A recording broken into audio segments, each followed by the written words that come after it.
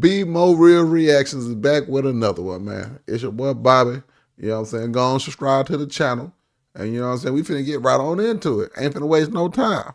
Say math teacher over here was knocking boots while the other students watched as lookouts. You know what I'm saying? So let's jump right on not into it, meeting man. predators. And unfortunately, I think that is one of the first places they meet predators. In another case we've seen far too often, a Missouri high school math teacher is put behind bars on allegations she had sex with her 16-year-old student. Texas authorities arrested 26-year-old Haley Clifton Carmack on January 5th for charges of statutory rape, endangering the welfare of a child, sexual contact with 20? a student, and fourth-degree child molestation. According to police, she was suspected of fleeing the state of Missouri after the allegations and was picked up in Garden Ridge, Texas, about 30 minutes north of San Antonio and nearly 12 hours away from where she lived in Lakeway, Missouri. Police in Missouri say they were alerted to Haley's alleged behavior in early December after a student witness came forward and reported the relationship to their school's resource officer. It was a dude. He mad because he couldn't get it. She left before he got it. Where is the rest of the community? Where is the principal? Where are the other teachers? This particular incident, it sounds like other students were the quote unquote lookout for this, and I'm going to use the term couple loosely. This is something I see very often in my practice, and I think that it makes people wonder about the bigger community. And so I think we've all heard the term that it takes a village to raise a child. That doesn't stop just because a child goes to school. I spoke with civil litigation attorney Hillary Nappy, who leads her firm's victims' rights practice and has litigated hundreds of cases on behalf of survivors of sexual abuse. She tells me the female teacher-to-student relationship cases are happening far too often, and it's time for schools across the nation to wake up to the abuse that could be happening right under their nose. I know, because back when I was in school, my partner was knocking down one. But there is a couple of them get knocked down, that man. gets placed on happening. young men when they were sexually abused by social men. Media and I don't think when a female is the abuser, that same stigma often applies for young boys. And I think that it is a cultural thing that, we as a society, we have to get over it. We have to start educating our parents and educating our children that, this is not a quote unquote fantasy that a boy is living out. Homeboy 16 years old, daddy over there probably, my boy, that's my boy. Just because he is having a sexual relationship with an older woman.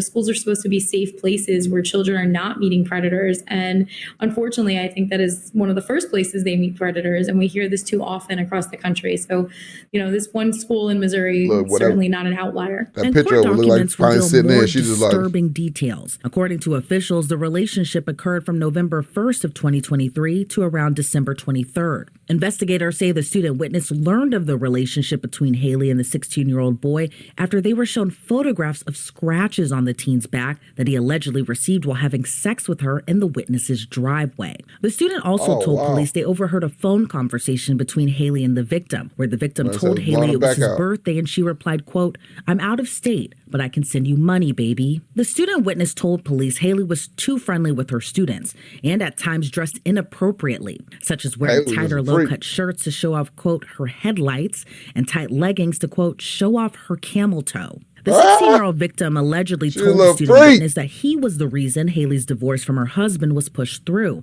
and that Haley wanted a divorce due to her husband only wanting to, quote, do butt stuff. Police also learned Haley had openly discussed her personal life with her class, including details that she had gotten in trouble with the school for being too close with students, which was later verified by the district superintendent. Investigators say on December 8th, they made contact with Haley to seize her phone through a search warrant, and she handed over the device with no issues, but police noted she did not have the normal behavior of someone facing the same accusations. Police say Haley denied having any kind of relationship with any student outside of school, denied having contact with the victim outside of school, and denied all allegations. However, according to investigators, Haley's text messages beg to differ. And the messages recovered from her phone show a conversation between Haley and the victim discussing their relationship. On December 23rd, the sheriff's department received an anonymous tip that Haley was about to bolt and leave town to go to Texas, but before she left, planned to meet with a 16-year-old boy. After Haley's arrest in Texas, Texas, the school district where she worked released a statement reading in part, quote, "We are aware of criminal charges filed against an employee for alleged misconduct.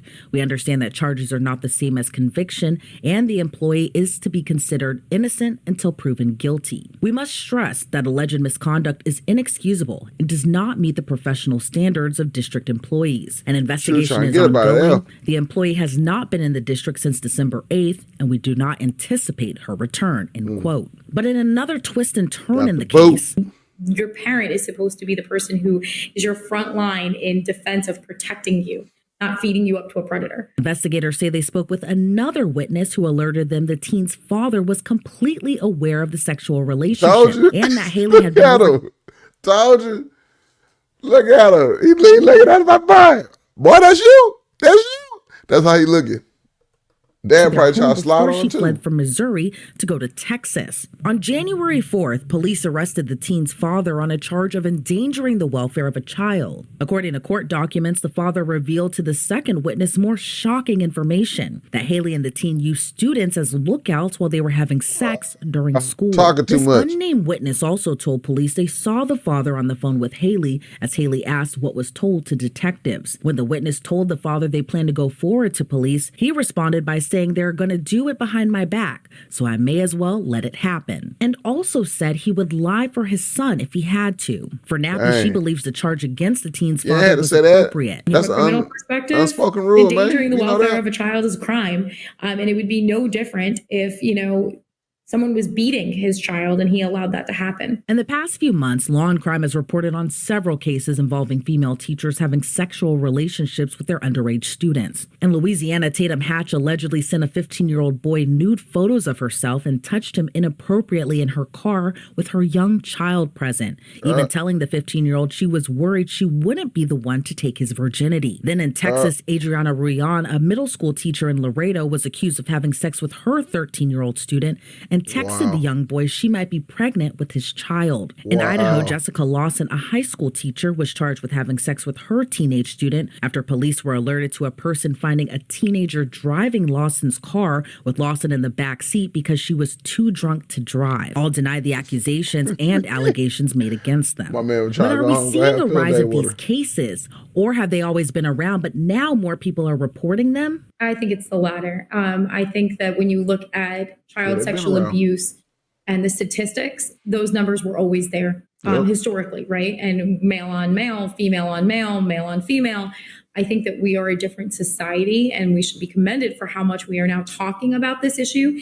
One of the reasons that so many people have trouble with coming forward and disclosing their sexual abuse is the fear of, how they'll be perceived and the stigma that goes with that abuse. And so I think with the conversation happening now, and, Me Too was really the catalyst, in my opinion, to start this as a society, you're going to see more and more of this, and more people are going to come forward.